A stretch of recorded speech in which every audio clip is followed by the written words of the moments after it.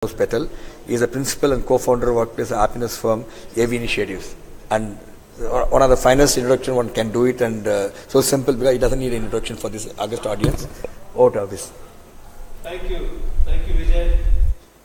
Good evening, everybody, and thank you for joining us this evening at this fascinating facility. This is our first visit here for Vani and me, and it's a truly world-class facility, Vijay. You and the team have done something remarkable, so we'd like to acknowledge it. I'm looking forward, as you said, for this hall to be completely full. They're having some audio problems on that side. Can you increase the volume on that side, please? Yeah. Okay, they'll take care of it. Even otherwise, I'm quite loud, so I think you should be able to hear me while they fix that. I have with me here Dr. Srinivasan, my uncommon leader guest for this evening. I'm going to introduce him in a little while, but before that, I'm going to take a quick few minutes to share with you what the Uncommon Leader series is really all about. So the Uncommon Leader series is where we look for stories outside the corporate sector. The conventional definition of a corporate sector is for-profit, where a lot of stories of leadership, ownership, and management are already happening. We go outside that space and we look for people who have had interesting journeys. We look for people who have had a shareable teaching. And we invite them to be part of this forum, the Uncommon Leader, where they come and share with us what their journey has been all about. So that's what the series is all about. Vijay, you know, this is our third year together. We started in 2016. We did 9 editions of the Uncommon Leader in 2016. Then we made it a bi-monthly in 2017. We had 6 editions, and this is the 17th edition. So we are racing towards a quarter century pretty soon. So it's a fascinating partnership that we have with Vijay and the team at MMA. I'm particularly delighted because for Vani and me, my wife Vani and me, the reason why we do the Uncommon Leader series is our life's purpose is inspiring happiness. And we don't just do this one series, we do 4 across the city, and all of it is to have conversations with interesting people like Dr. Srinivasan here, who have gone out to do what they believe in doing. When you do what you love doing, when you believe in it, you are obviously a very, very happy person. So our reason why we do this is we thrive on the banner of inspiring happiness, and this series is part of that effort. So I'm delighted to be here this evening, and I'm going to introduce Dr. Srinivasan through a question that somebody asked me a little while ago. When we were just circulating in this area, somebody asked me, who is a social entrepreneur? And it's an interesting question. So what differentiates an entrepreneur from a social entrepreneur? An entrepreneur is by definition driven by a vision, is by definition a leader of an enterprise. An entrepreneur is driven by profit, and an entrepreneur is constantly creating wealth. That's the conventional definition of an entrepreneur. Okay, you can have it, they take risks, they go where nobody else has gone before. All those things are true of entrepreneurs. But who is a social entrepreneur? A social entrepreneur, as I have understood it, is somebody who flips the paradigm and who says, how can I serve instead of saying I deserve? Look at these words very carefully. The word deserve is what comes to our mind all the time.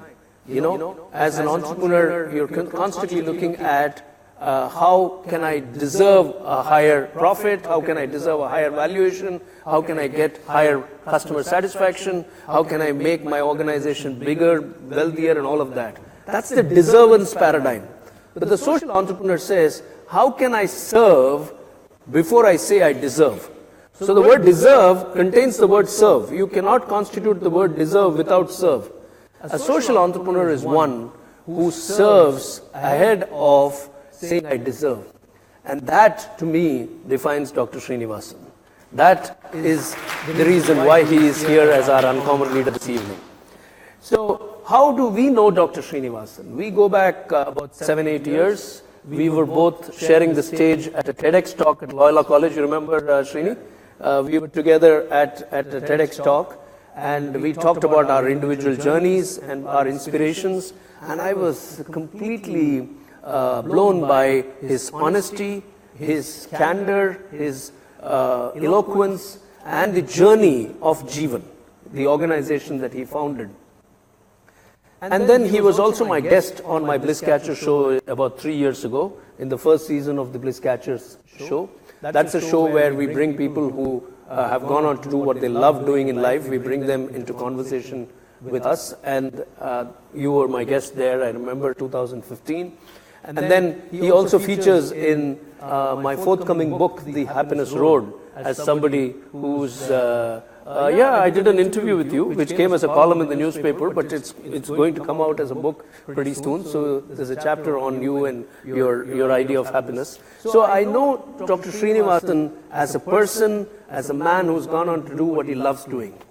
But I thought this is a fascinating opportunity to talk to him about something which I have not talked to you at all before, which is the entrepreneurial journey, the social entrepreneur, Dr. P. Srinivasan. That's really what I'm here to talk about. He set up, he's a medical doctor, and then he gives up practice and sets up Lister, the famous diagnostics service. And then into a decade of running Lister, he decides to set up a beautiful service called the Jeevan Blood Bank, which is a non-profit initiative. And then he sets up the Jeevan Stem Cell Bank for helping Indians across the world gain access to stem cells for treatment of blood cancers and thalassemia. And then Jeevan Blood Bank, for some reason, for which we will understand from him directly now, shuts down last year, and he goes back to setting up another diagnostic service called Healyst, which will fund the Jeevan Stem Cell Bank project, which is the Be the Cure Registry. Actually, the actual nomenclature is Be the Cure, right? So he goes back to doing what he's best at, incubating projects, seeding them, growing them, bringing them up to scale. How does he manage to do all that? If you are already thinking about that, there is one more dimension to his life. He's a man who is in love with nature and photography. So he takes time off from time to time. His calendar is mapped with travel across the world, and he's shooting pictures. You can find his pictures on natureimages.in, on that website, and he's much celebrated, much rewarded, much feted photographer. He has held 2 solo exhibitions, and all the proceeds of these exhibitions he has donated it back to Jeevan.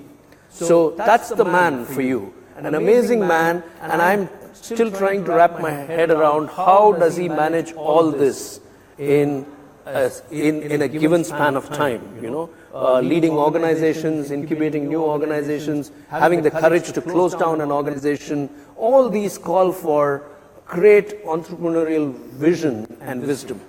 And I'm here to explore that journey with you, Srini. Are you ready for this? I'm in the hot seat. Thank you very much for putting me on this. Let's start. Thank you so much. So that is my quick overview to Srini, and I will start the conversation with you, Srini, just so that the audience kind of understands you better as a person before we go into the entrepreneur's real side of things. Let me ask you, which part of the world are you coming from now, and where are you headed next? Well, it's probably 48 hours since I came back from Europe on work. I think my colleague Dr. Saranya, co-founder of Jeevan, and someone with, I started a journey with Lister in 1985. I don't think she will say no this time. I went on work. I just came back and I haven't done my usual trip. Hope to probably within the next 3 months, I should be at least at 17,000 feet for about 2 weeks in the Himalayas. That's where I get into for my retreat to recharge my battery in the cold. What are you going to the Himalayas for? Well, as I said, recharge the battery, spend time with the nature, and then, of course, a lot of readings to do and write for the next projects. And in the sense that scaling up the existing projects, I'm not too sure whether I'm going to touch one more vertical. I may be short at. So, but again, I'm still contemplating something which is missing is my travel into Africa, which I was doing almost every year, which I haven't done for at least 2 years. Being with the wilderness, into the forest and into the wilderness, open wilderness of Serengeti.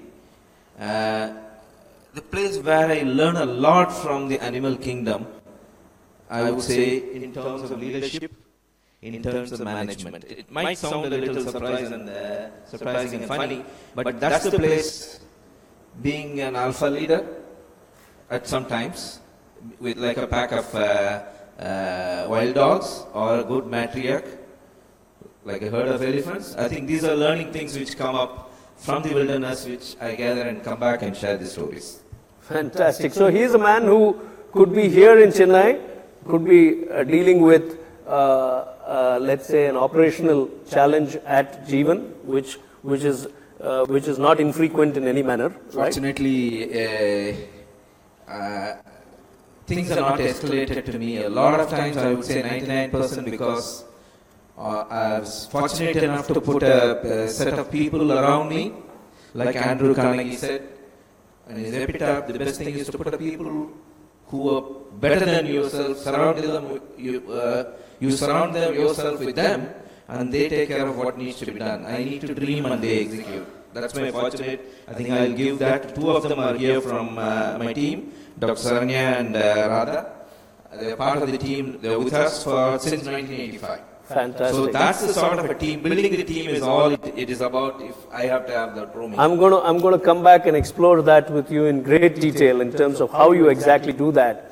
But I was saying that here's a man who could be dealing with an operational business issue, and then 1 week later he could switch off and go to the Himalayas, to Africa, to Antarctica, to watch the cherry blossoms in Japan, if I remember right, a couple of years ago, and then come back and float new proposals and try to raise funds. Raising funds for every single Jeevan initiative is a humongous challenge, right? So my question is, how do you pack so much in a given day, in a given life? What is the secret of time management that you can share with people who are here in the audience? There are a couple of things. I think 2 things. If you are having an organization, if you can build a team, as I said, I'll still repeat the word, probably you hear the word team. And more than anything, there is no point in people with designations. I think you need to delegate the responsibility and start allowing them to do things. I think this is very important in building any organization. So your team on one. And the second is a very simple philosophy of living in that moment. There's no point in clinging on to the past. You refuse to see the future. And I don't know what the future tomorrow morning is. So I would rather live for the moment. I think that's part of the happiness. That's part of executing things. And as I said repeatedly, if you need a successful organization which needs to last for decades, you really need to have people who believe in your vision and are capable of building a team and executing it. So the first takeaway is you want to live a complete life, then you want to go get a life. Then what you do is you delegate to the team that you put together, and you learn to live in the moment. Those are 2 things that I'm taking away. That's one more thing. It's very, very important. I'd rather remember now and then rather not saying it. I think whatever you do, whatever entrepreneurial journey you do or whatever you want to do, I think you need to have the blessing of your family. If the family is not supportive and you're not going to go anywhere, I think that's very, very important. Fantastic. So that's a third element as well. I'm going to come back and talk a little bit about that, but I'm keen to understand where it all started. So you started as a medical doctor with an MBBS and an MD degree behind you. And what led you in the direction of entrepreneurship? You could have been happy or content or generally gone with the flow, the way the herd moves, right? I'm not saying it's wrong to be a doctor or it's wrong to be in practice, but generally people with a medical school degree tend to go into practice. But you chose entrepreneurship. Was there a specific point in your life that you would like to share where this inspiration came from? Well, so we're going back in time to the 80s, right? Yeah, I'm going back in time to 85 February. But before that, I'm not too sure, but I have to say this. Maybe at the age of 11, my entrepreneurial instinct was out there because I could, what Big Basket is doing today and Swiggy is doing today is what I was doing in my school days to earn my pocket money. Used to buy 16 kgs of 8 kgs a unit, 8 or 16 kgs of vegetable, take the orders from the neighborhood, go to the market next morning, buy it, bring it, distribute it. And as my dad used to say, he was no more, but we have had conversations on this, I was earning at the age of 11 more than what he was earning as a teacher.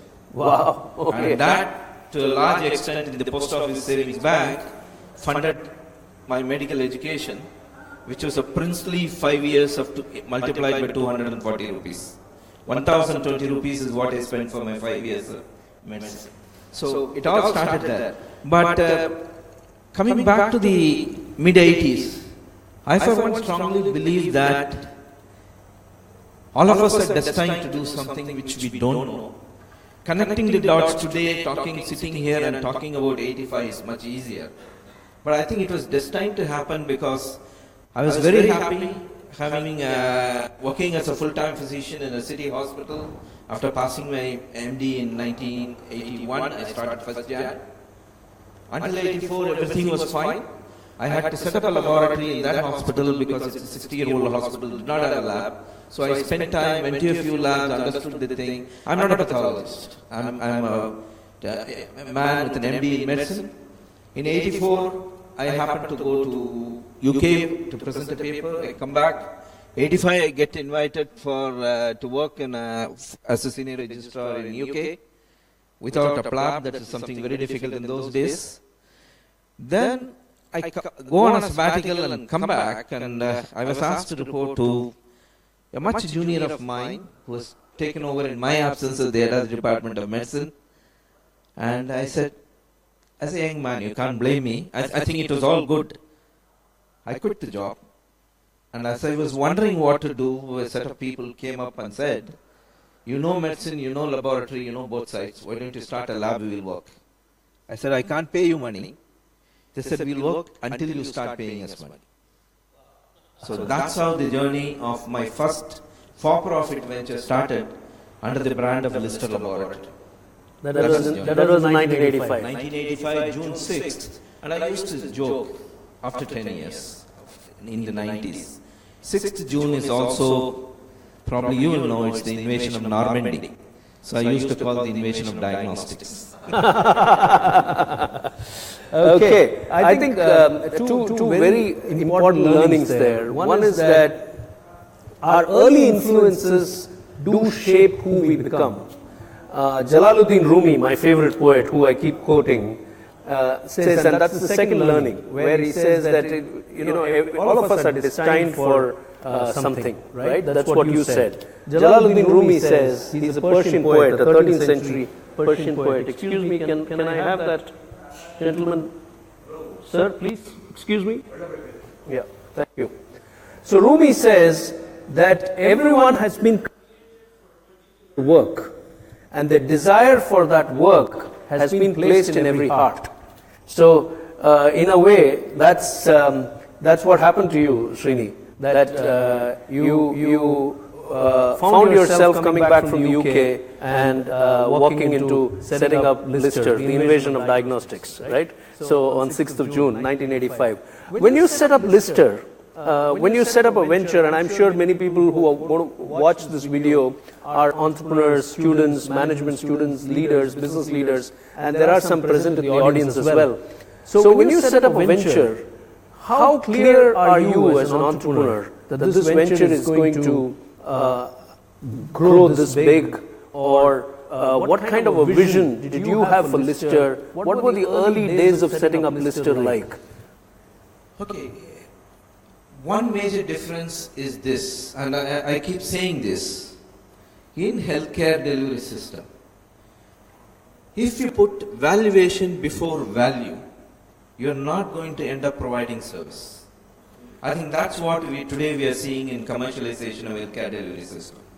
So when I started this 85, and Dr. Srinivasan joined me on 1st Jan 1986, 6 months after that.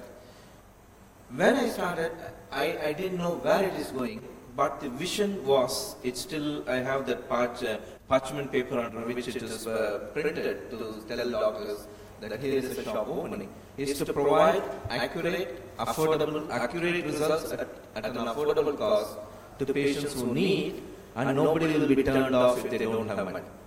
Wow. Is that how you wrote it? That's how it was written. Okay, okay. And we still know, I think she was the witness to the second day after opening. Someone who walked in, we were so excited about the patient coming in, but the doctor has clearly read what was written, and she decided to take off all her jewels, put it in a yellow bag, and walk inside and said, "Doctor asked me to go through a free test." This was 1986, 7th June. Seriously? Okay. So that's how, so we had no clue what we are doing. But again, the dedication of the people in providing the best took us to where we were when we left in 2005. Yeah, we'll go to 2005 in a bit, but let's stay with the early days. So you had this idea at that time, you can't even call it a vision, but you had this idea that it would be accurate, it would be affordable, and you will not turn off anyone for lack of money. Absolutely. Right? So when you set this up, you were maybe only the second player in Chennai at that time, right? Absolutely, yes. Right? You were only the second player in Chennai at that time. Where did this conviction come from that this business was going to work? You didn't have a business school degree. You had, apart from doing the most primitive form of big basket delivery, you had no experience in profiting from business. So how did the conviction come that this is going to work?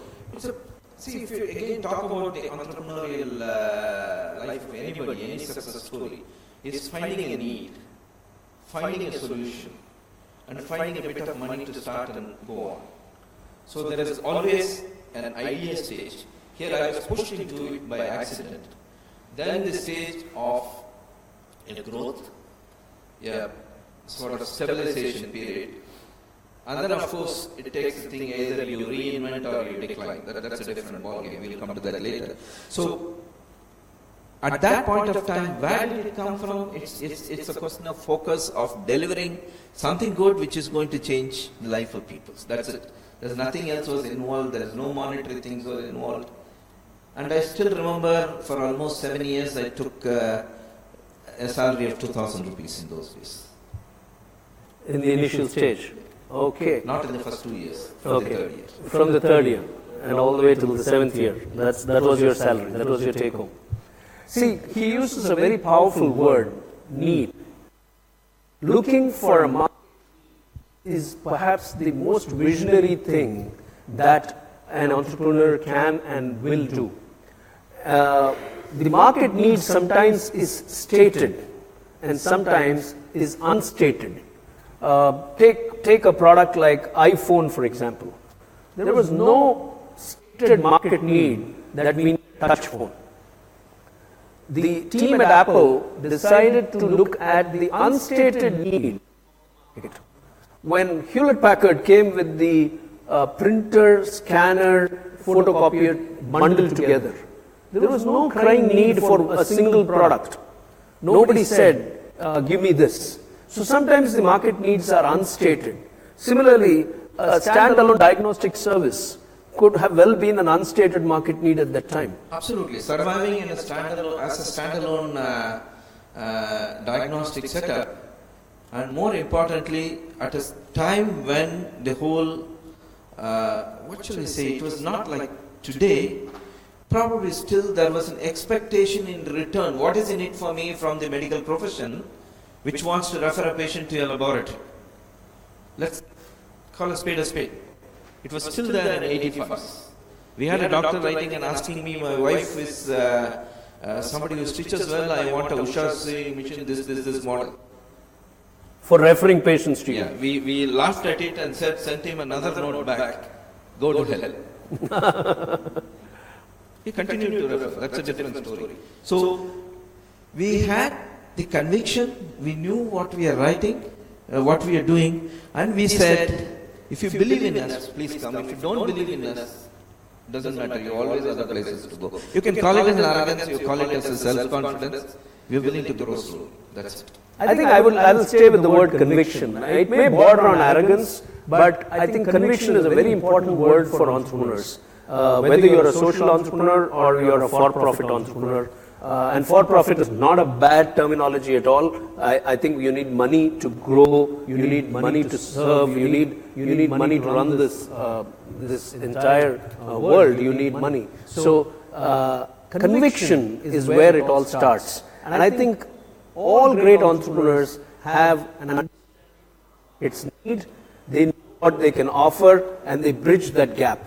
I think in bridging that gap is where you can make a profit. That's really how Lister should have grown. Absolutely. Now I come to an interesting point in your life where Lister has grown. You're in your 90s now. Lister. We are in the 1990s. Not. I have nothing. You were probably 2 more decades.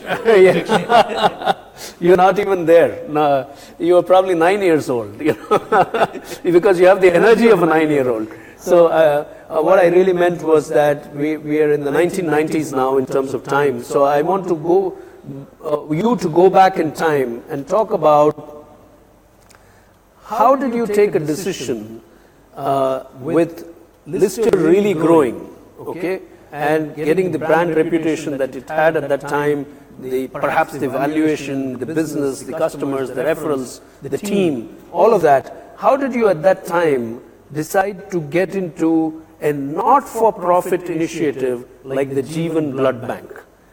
So how was the idea of Jeevan born, and why did you take the leadership for it? You could have delegated it to somebody in the team and say, you please do it for us. And you could have still concentrated on the for-profit venture.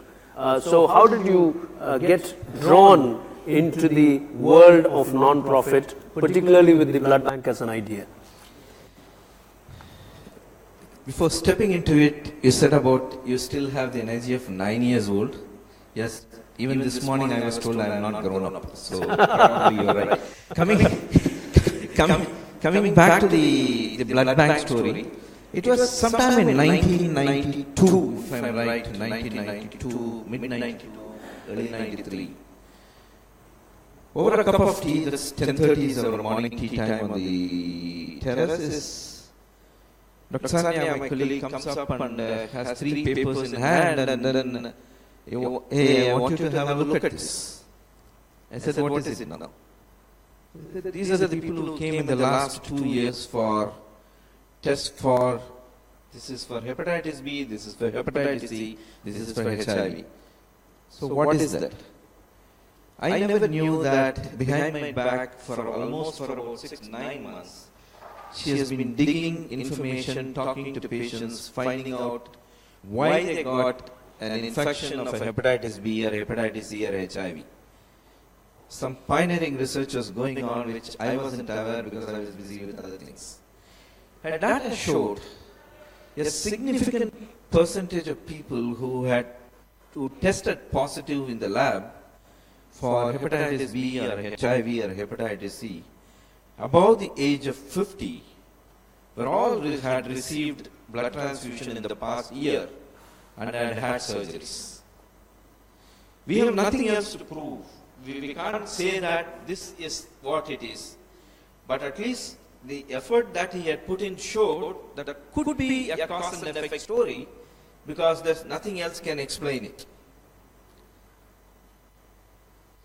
At the end of what a 15-minute coffee break normally we have went on to an hour, I asked her, what do you want to do? I said, let's talk tomorrow. And tomorrow comes, she says, we just can't look at this data and just leave it. I said, what do you want to do? We need to start a blood bank. So if Chennai had a Jeevan blood bank for 21 years, the credit should go to her and not to me. So I find normal thing for any alpha male in a pack is that to shoot down what somebody else says. Because I am the alpha male, I know what to do. So it was shot down. Sorry. And it went on the fights and arguments for almost 2 years. Until 1994. We started seeing a series of events, one after another, as if that somebody is driving the thing saying that you are ignoring something. The first one was a 3-year-old baby with HIV, thanks to transfusion to the mother who died subsequently, who transmitted the infection. Then had another person who needed a surgery, who needed blood immediately. And it was 26 January, if I am right. And at that time in my room was Mr. AVM Saravanan, who listened to this. Somebody said that you go there, they will be able to help because there is already talk of this going around. And he immediately put people on the ham in those days, and then his brother Balu and other worked, and then this man got the thing from Gujarat, the man had his wife's surgery, he went off. Then the last straw came on the 31st December 2000, pardon? Oh, okay, that was another story. That was a freedom fighter who was involved in the Baroda Dynamite case and all those things. So he had a surgery, he was bleeding, his blood group was mine. And people were hunting for me, and then finally I went. I said, don't tell the people that I'm a doctor. I went to the hospital, had to have a pathetic experience as a blood donor, which I didn't want anybody to have. And all the more the technician shouted at me at the end of it, he should have told me you are a doctor. I said, forget it. So, but these are three things that are slowly convincing me that there is a need. But the last straw came on the 31st of December 1994. The reasons why it was shot down was simple. I said this needs to be a not-for-profit. We need at that point of time at least 70 lakhs of rupees to set up something which is different from all the 1,000 plus blood banks which are existing in the country to become a model. On the 31st March at 5 o'clock, she left the office. I was working. At 6 o'clock, she comes back, opens the door and said, I have one more question. I said, you are supposed to have gone. She said, no, I have one question before. The patients there, I was talking. And then she told me, when you go back today, those days were Pallavan, the red Pallavans. If Pallavan hits you on the road, where do you want your blood to come from? Because you may not be able to talk. Don't laugh. She closed the door and then she walked off. So I always say that I've done that in several things. One of the things from the entrepreneurial thing is probably some personally felt need, sometime plays a thing, but combined with a better outcome for the society. That night was a sleepless night. On the morning of 1st January, I called her and said at 6 o'clock, we are going ahead, where is the money? I said, I have confidence in Chennai. We will raise the 70 lakhs. 70 lakhs in 1995. Sorry, Chennai failed us. Chennai failed us. A lot of the names I see here. Nobody believed. We had to borrow and set up the place. The carpenters, plumbers, AC mechanics, electricians were all worked without any charges when he told them what we are going to do. But we could not raise money for the project, but still said, we have something running, we'll give the money. Let's see. That's how the blood bank. That's how the blood bank started in 1995. 1st January we said we are going ahead. 24th September, like a baby in 9 months and 24 days, Jeevan was born. That's the story of Jeevan. Beautiful, beautiful story. Amazing. I want to take away two key learnings here. One is what Jack Welch, the the charismatic CEO of GE, he used to always say that great leaders must have honesty. It takes a lot of courage to sit here and say, for him to say that he stalled the blood bank idea for almost 2.5 years, saying from a lack of conviction point of view. It takes a lot of courage to say that, and to give full credit to his colleague, Dr. Sharanya, for taking the onus and driving it back at him again and again and again. So that's one takeaway. And the other is, ladies and gentlemen, whatever be your situation in life, there is no stopping an idea whose time has come. Everything on this planet works to a wonderful, wonderful, inscrutable design called the master plan. And the master plan has no flaws. I have seen that. I'm talking about FLAWS, flaws, as in mistakes. And it happens on its own. Because we're talking about medicine, I don't want them to think of the other flaws. Okay? So the master plan has no flaws. And I think it happened in its own time. And what you just said about your carpenters, electricians, your support team, that shows that people will come in different forms to help you onward with the journey. So that's how Jeevan was born, but I'm curious to understand how did you sustain Jeevan when you could not kind of raise 70 lakhs to get it started, and you must have struggled, stumbled, fallen, but you sustained Jeevan, the blood bank, for an incredible 21 years, okay, of which the first 10 years, and you set up, this wasn't an ordinary blood bank. You know, if you had in some form gone to a blood bank, and if you had gone to the Jeevan blood bank, you would notice the difference. This was world class, so you were setting up a world class infrastructure, and you sustained it for a couple of decades. Where did you get that energy to do that? Because every rupee would have been a struggle. Yeah. Well, let's look at it right from the beginning. From 1st January 1986, we had it's an unwritten rule that she will take care of the operations. I'm called the global beggar. I'll go around with the begging bowl to wherever it's possible, annoying people. Sometimes there are a lot of people who stop talking to me, even today, because we were talking about 70 lakhs. We are running a project now which is 150 crores, not for profit. We'll come to that later. So, I think we saw again a need. There are a lot of miracles happened, I would say. Maybe I would like to touch one. It might take 2 minutes or so. But I think it's worth talking about, since he said, if it has to happen, nothing can stop it. Sometime in, it was 1995, September we started. I think July or August that year, we had put up a thing on the notice board that we are going to start. I think Suresh Chaudhary of Indian Express wrote the first article about the dream, 7-column or 8-column article. So it was there on the thing, and one evening someone walked in, and he sat down in my office and then said that I collected the result. I said, what can I do, sir? An elderly man. He said, no, I just saw something on the notice board. So I just wanted to make a donation. I've missed one, I'll come back to that. And he gave a bag. And he said, I don't want receipt, I don't want this thing, you can give a thing, and left the bag and went.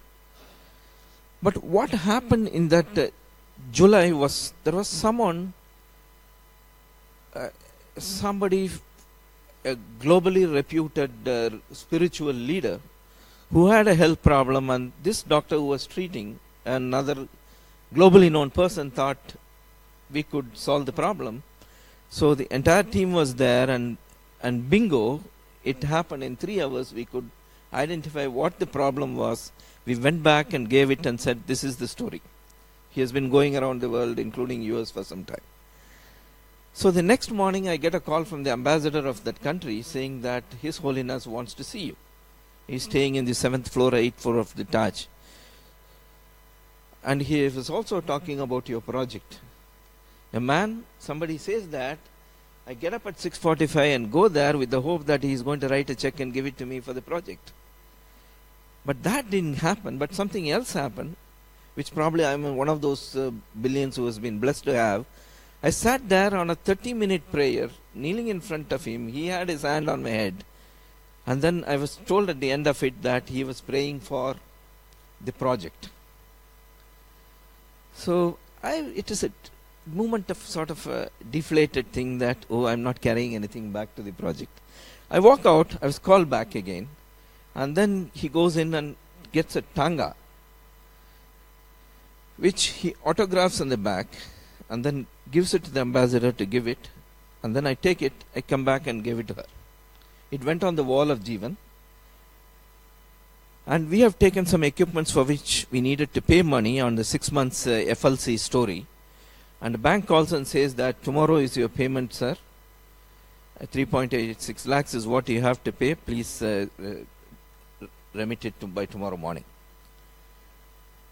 Here is a man walks in who looks around Jeevan and says that, where did you get it? And then he says that, can you sell it to me? You were saying no. I said this.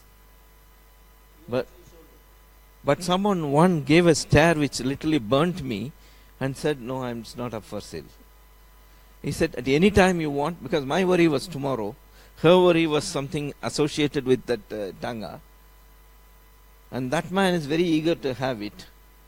All the more when he saw the autograph thing. So he went back, and that was the evening this gentleman comes and leaves a bag on my table with cash. And you open up, it was 3.86 lakhs. Fantastic, fantastic, fantastic. I think there is a important learning here again, which is that people it's not explainable because the world, according to me, works on magic, and entrepreneurs who have to go the distance will believe in this in their own way. They would have seen it all. You have seen it, I have seen it, anybody would have seen it. That you will be supported along the way by people who will come into your life quite magically.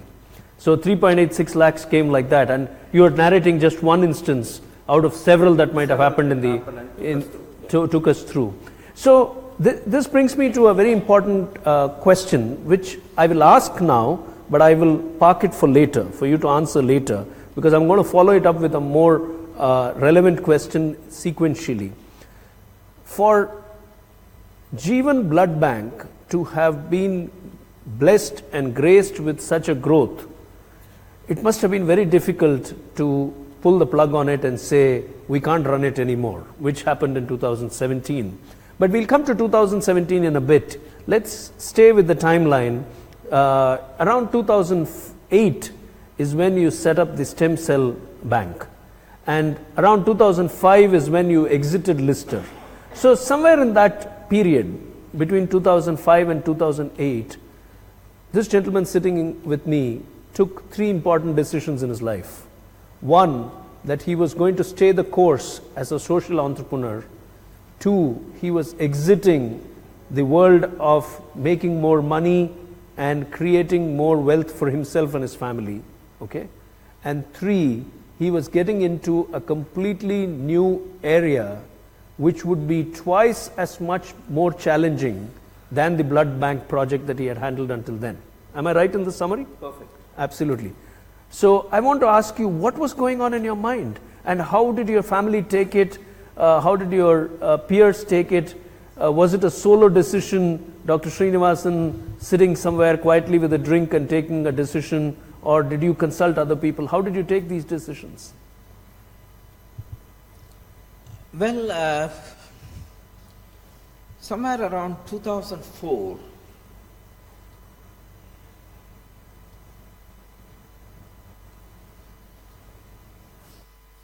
I think I should have done something I did not do. In a board meeting,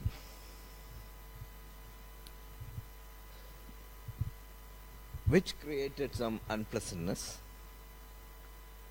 which finally put me in a situation that I think it's time. In a elephant herd, the matriarch has to take a responsibility for protecting the team, protecting the other people in the. Somewhere I failed. That is one failure in my life which I did.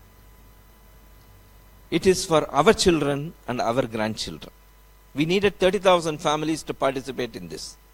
The other source of stem cell is what I talked about, people in the 28 to 40-year-old. Again, we have about 44 crores of people in that age group, according to 2012 statistics. And we need to get them to register as potential stem cell donors, which is going to cost each 5,000 rupees to do their DNA typing and have it. Because Indian DNA is different. This time we needed 100,000 families to participate with a 5,000 rupees donation, which we started in 2015, this project, with a seed money from Tatas.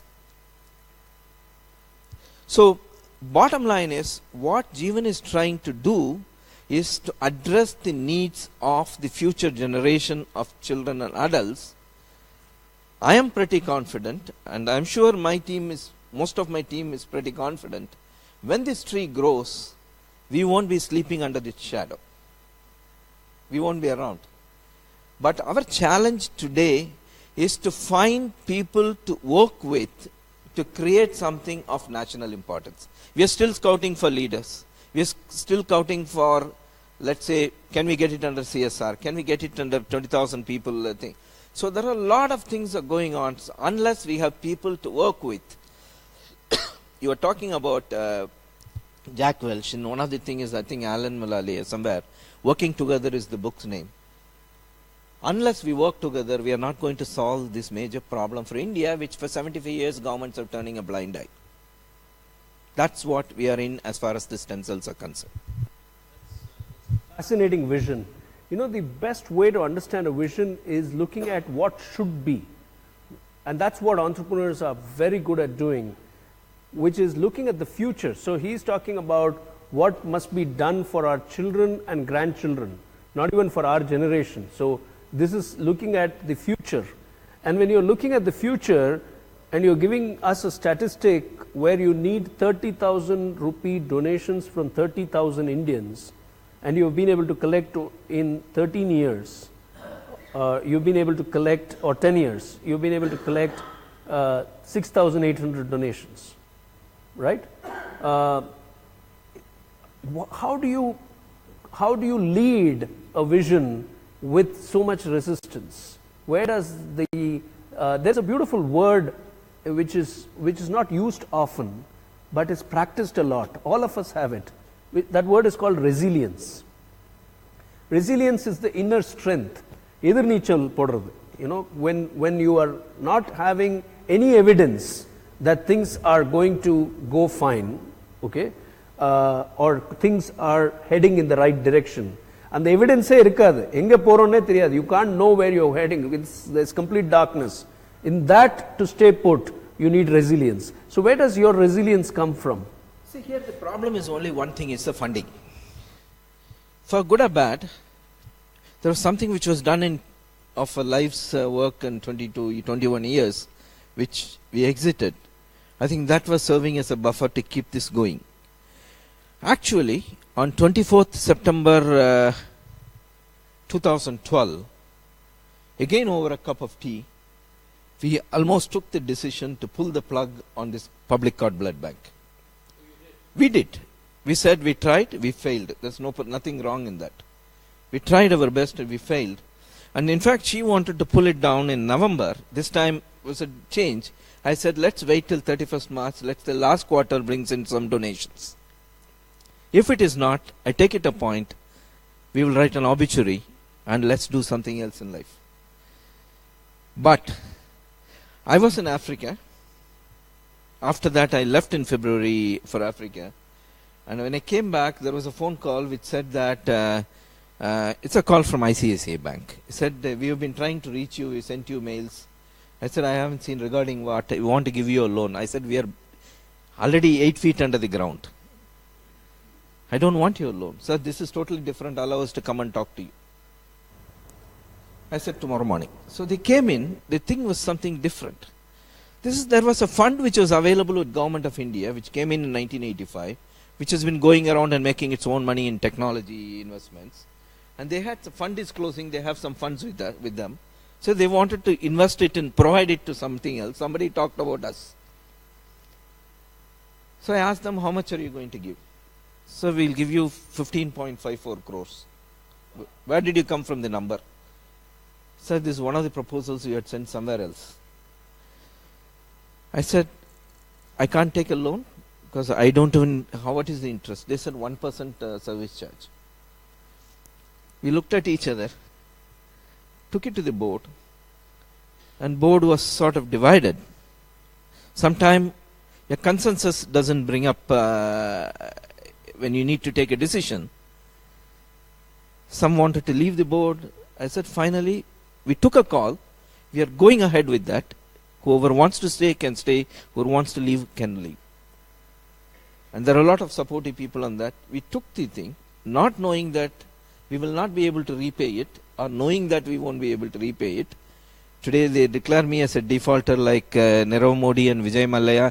I'll be only too happy to do that because I'll get the media attention for the project. Anyhow, so we repaid 2 installments. That's a different story. So, so that came up. We just put the first straw, we plucked it and said, here is something for us to float for some more time. Then came, within a week, the completely from a different angle, we get a call from the government of Tamil Nadu saying that, can you come over for a meeting? Then the former Chief Minister Jayalalitha was in office. So we went there and I said, we asked, what is it about? We were a little perplexed about the whole thing. He said, this is regarding a proposal you had sent in 2011, October 7th. Asking for 9 crores of grant over 3 years. Madam has approved it. We said, what? And then he said, what did happen? Sir, you very clearly wrote a line that was the changing whole thing. Tipped it. That was the tipping point. Yes, we said to collect, process, test, type and store 3,000 cord blood donation from Tamil speaking population and make it available free for the same population. We did not play politics. In India, we have 12 major linguistic groups. Within Indian DNA is different from the West, and our 12 language speaking population, the DNA is different from each other. There was a science behind this appeal. That is what stuck. We got 2 installments, and the third one took a longer time. Hopefully, we should get it in the next. It should have come a few weeks before our demise, but it did not happen. But hopefully it should be sorted out in the next few weeks. With these 2 coming up, and then the Tata Trust stepping up in 2015 for the adult donor registry, I think, and we are still looking at 20,000 Indians who each can contribute 5,000 rupees each. In the first year, we want to build before 2022 an inventory of 100,000, which will make 70% of Indians with blood cancers and thalassemia will find a match and then go for treatment. The question is, how do we find the 20,000 Indians to contribute 5,000? I'm going around begging the thing that organizations like MMA, these organizations like Madras Management Association, HR Managers Association, CSR funding, and also about the chartered accountants. They're probably the influential people. So I've been, wherever there is a board, my job is to go and knock the door, and our job to continue working. That's what is happening. It's a beautiful journey of conviction, of staying true to your purpose, of creating something for the future. There is a video that you wanted to play, which is a 43-second video. Cue it in, ready arunga, na solren eppo play pannattu. There is a 43-second video that we're going to play, which is an appeal for all of us as Indians to see how we can contribute to the Be the Cure registry, right? So, are you ready? Yeah, you can play it. We'll watch it and then continue. I have one important question, and then we'll go to the audience for their questions.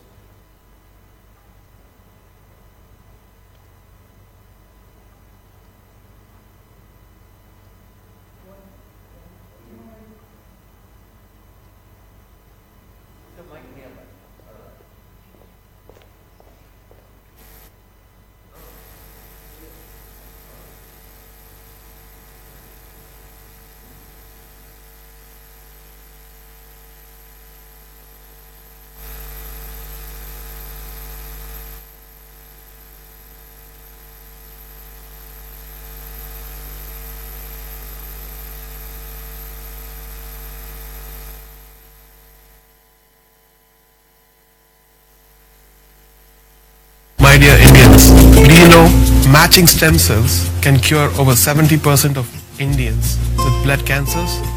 Do you know today over 90% of us cannot find a match because Indian DNA is different.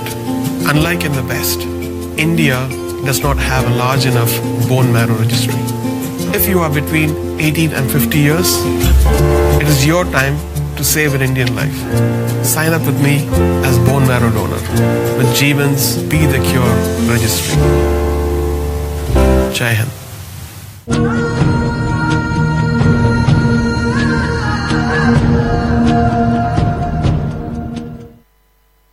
This campaign, is there a story there?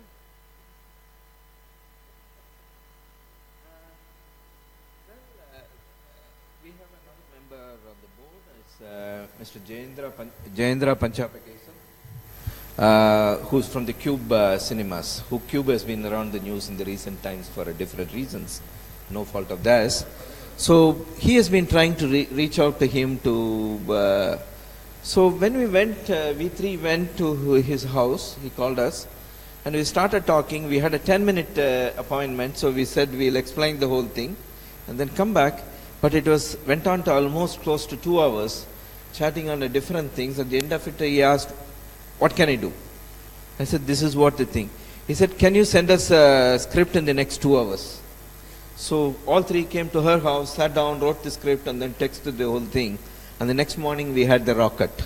Wow. But we have to tell him, I don't know whether how many had told him that the thing. He said, "Mr. Rahman, no, this is not acceptable. You need to do a retake." Because his eyes he had just come back from probably a long journey. He's sort of drooping and the thing. So we said that, "No, you need to do it." Started laughing and then said, "Okay, I'll do one more tonight and send it to you tomorrow." He did that.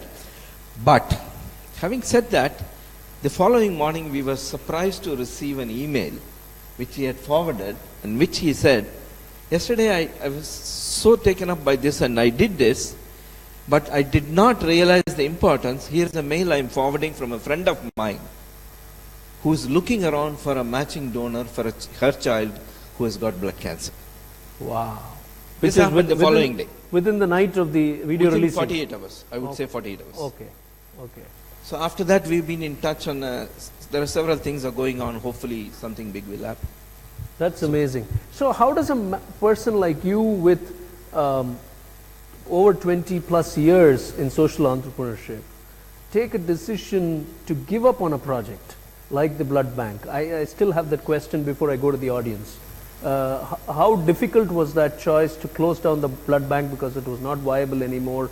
And did you face any resistance from your team or from your well-wishers as you took that decision? Well, the decision was taken in the board meeting on the November of 2016 to pull the plug on 29th February. So finally it was taken. It is a pretty difficult decision. But let's look at it this way. Here is something. On one hand, we are doing a project which is going to have a global impact as nobody else is doing in India, for Indians at least. And here is something, we are one among the 2,228 blood banks in India. And you are maintaining the highest quality, the best product that you can provide to anybody who needs blood. But it's like a market being flooded with Chinese products which are cheaper, and people are going in that direction without realizing what is happening. Then what are we trying to do? If we are going to cut that bleeding arm, save that and give it to the other project which is growing, I think it will be a far better thing to do than trying to say, clinging on to something in the past and refusing to see the future. It was not an easy decision convincing people. In fact, personally speaking, I think from 2015, mid-15, I've been pushing for this. Emotions were far stronger than seeing reasons from a lot of people around me. But finally, when we had to show numbers, we can't lose 2 lakhs a month just to keep something else going, people saw sense. It was tough, but if we need to let something go for the benefit of something else, I think we needed to do. We are pretty happy at the end of the year. We did it. Human memory is short.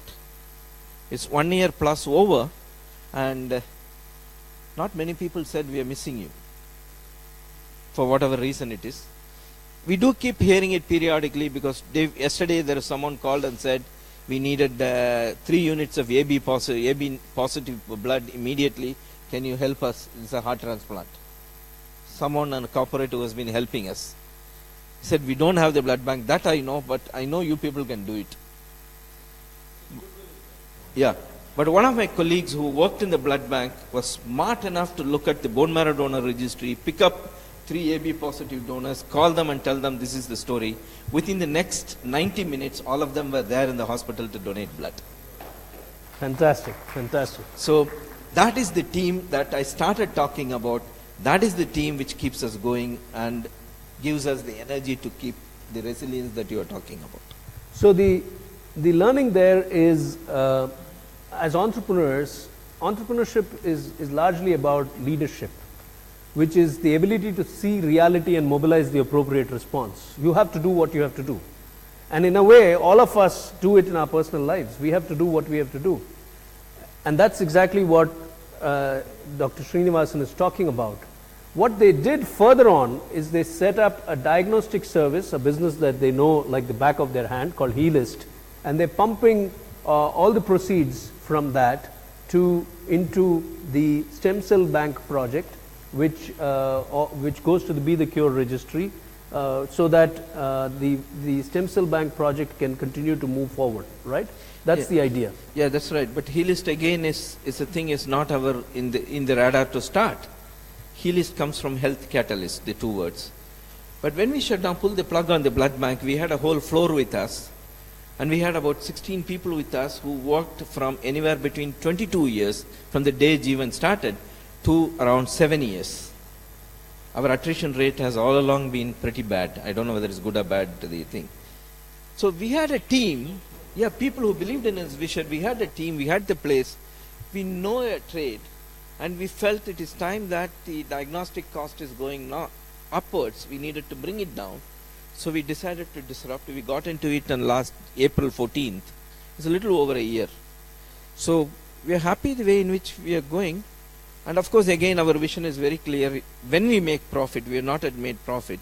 Our commitment is to put it back into the foundation, to the not-for-profit. So that's how it's probably one fundraiser that continuously can take care of the administrative costs.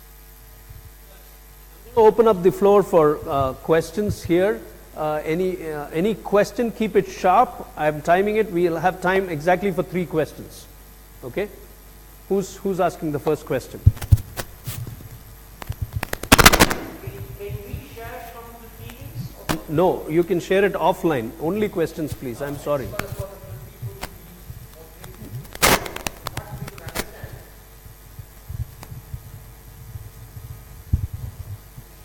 What we could understand, you have 2 challenges. One is to have stem cell donor, and one is to have donor who pays money. These are the 2 things. From what I could understand, this stem cell card, as I look at it, is umbilical card. You could possibly use it? No, we are talking about adults like you. Yeah. What we are talking here, there are two sources for stem cells. For the time being, let us forget about the umbilical card. That is something we already have about 7,000. There's a lot of change happening in the science and technology in the world. The use of the stem cells from you and your own peer groups is increasing over the use of umbilical cord. So we are going to pass down a little bit on the umbilical cord stem cell donations, at least for another year or to see which direction it is taking. There's no point in, for every 30,000 rupees we use to process, I can add 6 donors to the registry. So we are looking at recruiting 20,000 people in the age group of 20 to 44, and we already have 7,000 people registered, and we have their DNA ready. I'm looking for another 20,000 people to support the HLA typing, the DNA typing of those donors. So the challenge is not recruiting the 20,000 potential donors. The challenge is raising the 20,000 donations of 5,000 rupees each. And in fact, there was someone who asked me this question. Just I'll take a minute. We asked for a 5,000 rupees donation. He came up and asked, what is in it for me? No, believe it. This question comes up, what is it? We tell them ATG. What else is there? We went back to the board and said, what else can we do? Can we do a trial balance and say, you donated 5,000, here is your benefit for 5,000. We came up with something. Thanks, I have to thank Mr. Mahadevan of Hot Breads. I threw the idea to him and said, what can we do? Can you give some discount to people who make a donations of 5,000 rupees with a card which is valid for 1 year? It took me 3 weeks, and then he said, okay, 10% discount if they display the card, if they make a 5,000 rupees donation to the social project. Then Odyssey came up. Ashwin came up and said that I will open up Odyssey for this. And Shivkumar came up and said that Tanishq the Titan at Ananagar and this thing. There are so many people started coming together when I started talking to retailers. So that is available. You can have this information at jeevan.org. There's also a portal where you can make the thing, you get the instantaneous receipt, and someone will get back and send you the card. I can spread the message. Thank you. Next question. Do we have another question?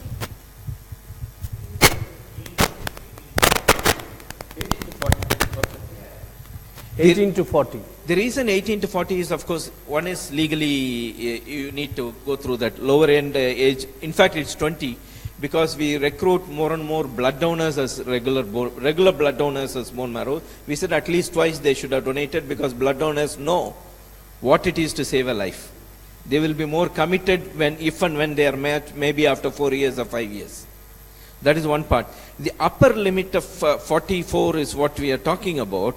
Is simply because if I have two donors who are a match, let's say I have blood cancer, you are a match, and he is a match. My transplant physician is going to go behind his stem cell, because younger the stem cell, better it takes up in the patient's body. That's the reason. I used to conduct blood donation camp for Jeevan around 2000. We used to do in Citibank regularly. Yeah, I used to conduct.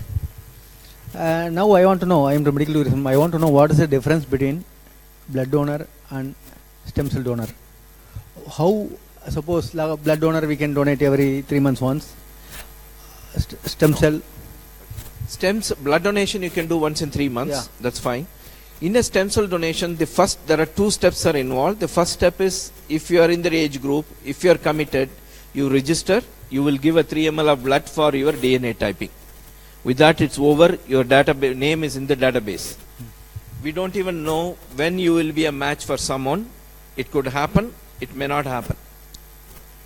If it's a match, then only you donate your stem cells. It is if you have a regular blood donor, it's the same like putting a needle into your arm. Only thing is that you are hooked onto your machine, which if you have donated platelets, you will know that you donated platelets. It's the same machine into which you are hooked on, and it takes, instead of 40 minutes, it takes about 4 hours. Okay.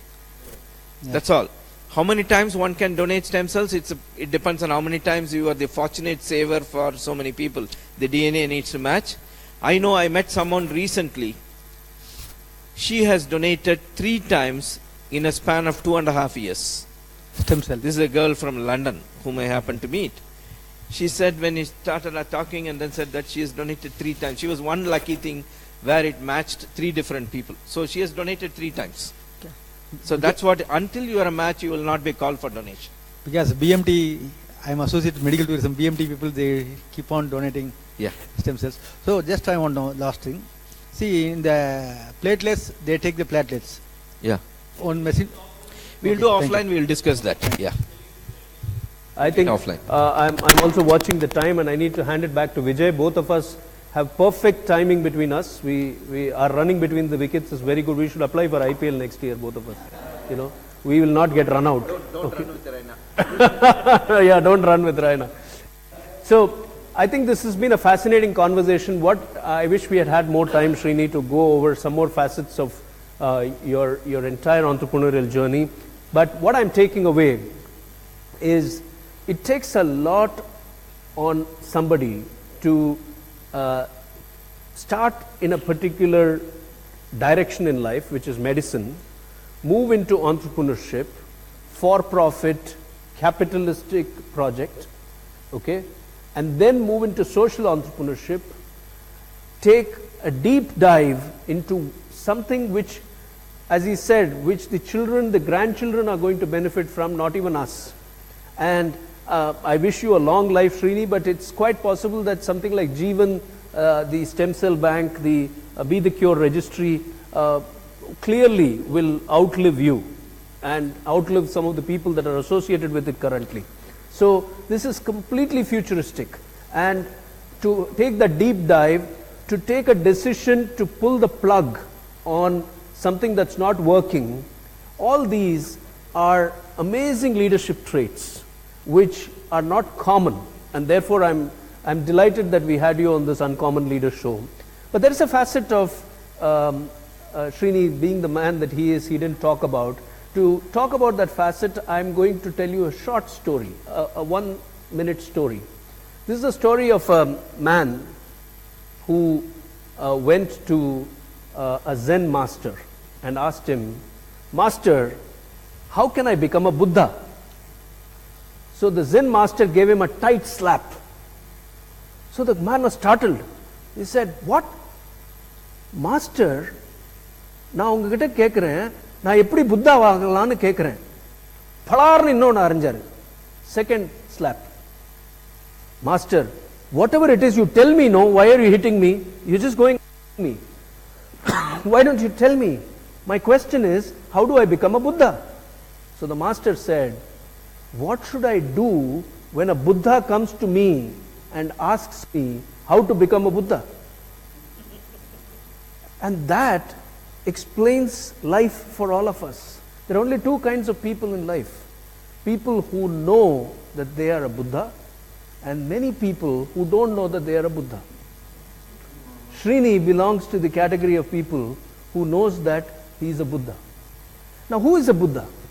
A Buddha is not sitting under a Bodhi tree. A Buddha is somebody who understands the impermanence of life. And a Buddha is somebody who makes life count. Make it count each day. That's where we started this conversation. And I was reminded of that point about your life, where you said you like to live a full life because it's the only life you have, and you would like to make it count. That is a great quality and a great learning for all of us. Thank you for being the Buddha and for inspiring us. Make it count. Thank you. Thank you. On that note, let me hand it over to Vijay.